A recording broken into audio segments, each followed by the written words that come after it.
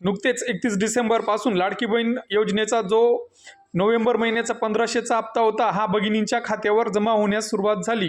मात्र अजूनही अनेक भगिनी सदर निधीच्या प्रतीक्षेत आहेत आणि कधी मिळतील हे अनेक प्रश्न भगिनींना पडत आहेत आणि याच संदर्भात आज आपण या व्हिडिओच्या माध्यमातून थोडक्यात माहिती घेण्याचा प्रयत्न करणार आहोत। तत्पूर्वी तुम्ही जर आपल्या चॅनलवर नवीन असाल तर अशाच विविध शासकीय योजनांच्या माहितीसाठी आपल्या चॅनलला सबस्क्राईब करून घ्या। सर्वात महत्त्वाचा प्रश्न, लाडकी बहीण योजनेचे पैसे मिळतील का? तर होय, याचं उत्तर जर आपण KYC केली असेल आणि निकषानुसार तुम्ही पात्र असणार तर 100% तुम्हाला निधी हा मिळणारच। KYC पुन्हा सुरू होईल का? तर या प्रश्नाचं उत्तर होय, कारण राज्यात अद्याप 1.5 ते 2 लाख महिला ह्या KYCस अपात्र आहेत किंवा KYC केलेला नाही आणि मुख्य म्हणजे यामध्ये ज्या महिला आहेत त्या आर्थिकदृष्ट्या मागास असलेल्याच महिला राहिलेल्या आहेत। तर नोव्हेंबर महिन्याच्या ₹1500चा वितरणास 31 डिसेंबरपासून सुरुवात झालेली आहे। बऱ्याच मोठ्या संख्येमध्ये भगिनींना निधी हा मिळालेला नाही।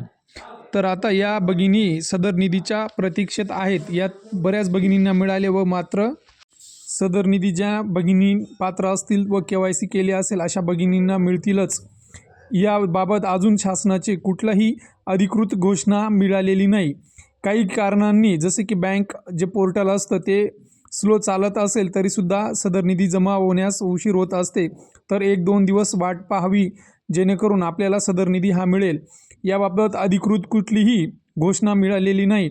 जसे की मागे प्रत्येक महिना येण्याच्या अगोदर अदिती तटकरे मॅडम यांचं ट्विट येत होतं, मात्र सदर 31 डिसेंबरचा हप्ता येताना कुठलीही अधिकृत घोषणा ही शासनाकडून झालेली नव्हती। त्यामुळे कुठलीही शासनाकडून माहिती मिळाल्यास आपल्या चॅनलच्या माध्यमातून लवकरच कळवण्यात येणार। तरी अशाच विविध शासकीय माहितीसाठी आपल्या चॅनलला सबस्क्राईब करून ठेवा जेणेकरून तुम्हाला लगेच अपडेट मिळेल। धन्यवाद।